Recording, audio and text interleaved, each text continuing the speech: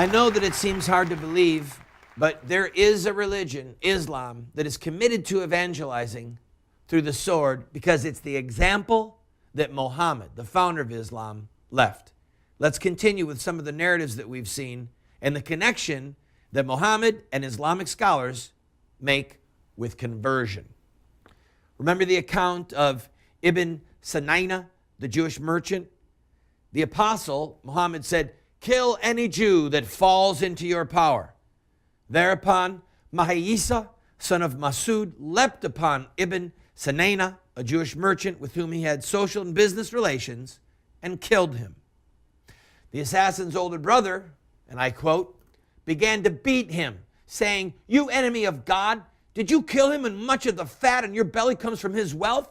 His brother answered, "Had the one who ordered me to kill him ordered me to kill you, I would have cut your head off."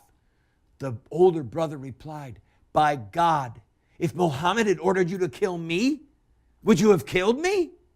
He said, "Yes, by God. Had he ordered me to cut off your head, I would have done so."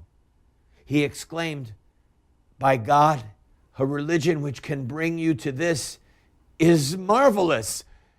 And he became a Muslim. You see the direct connection between the sword, someone's death, somebody else witnessing that death, and that person converting. During Muhammad's lifetime, individuals, and ultimately the entire Arabian Peninsula, was converted to Islam by the sword, the threat of violence, or open war. What follows are words of one of Muhammad's favorite poets, Thabit. Thabit said these words in the presence of Muhammad, who was clearly pleased. Quote, "The first of creatures to answer and respond to God when the apostle called them were ourselves. We are God's helpers and the assistant of his apostle. And we fight men until they believe in God. And he who believes in God and his apostle has protected his life and property from us. And he who disbelieves, we will fight in God unceasingly, and killing him will be a small matter to us." Abu Bakr, the first successor of Muhammad, stated, quote, "God sent Muhammad with this religion, and he strove for it until men accepted it voluntarily or by force. Once they have entered it, they were God's protégés and neighbors under his protection." Again quoted in Ibn Ishaq. Abu Sufyan, a leader from Mecca who Muhammad sought to kill for several years, was brought to Muhammad when it was clear that Mecca was about to fall under his power. Muhammad said to him, "Isn't it time that you should recognize that there is no God but Allah?" He answered, "You are dearer to me than father and mother. How great is your clemency, honor, and kindness." He knew that his life was hanging by a thread.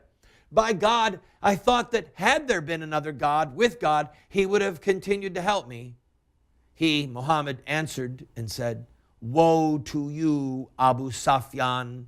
Isn't it time that you recognize that I am God's apostle?" He answered, "As to that, I still have some doubt." And then the friend who brought this man, Abu Sufyan, to Muhammad said, "I said to him, 'Submit and testify that there is no God but Allah, and that Muhammad is the apostle of God before you lose your head.' And he did so." End of story. The sword hanging over his head, he converts. Now compare this with Islam today. Those Muslims who prayed for the murder, literally prayed for the murder of the creators of South Park, then offered them the chance to convert. Quote, "We call humanity to the solution that is the religion of Islam, and to recognize the beauty and fabulous religion given by the Prophet Muhammad to the entire world. We hope that the creators of South Park may read this and respond.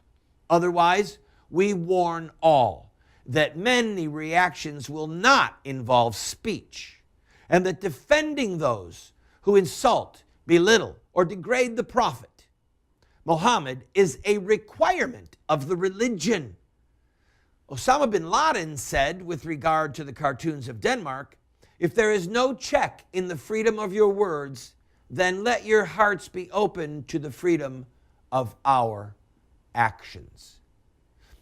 When we come back from this break, we're going to focus on Osama bin Laden and how he, following in the footsteps of the messenger, as he said he wanted to do, as how he, Osama bin Laden, is using the sword to call men to Islam.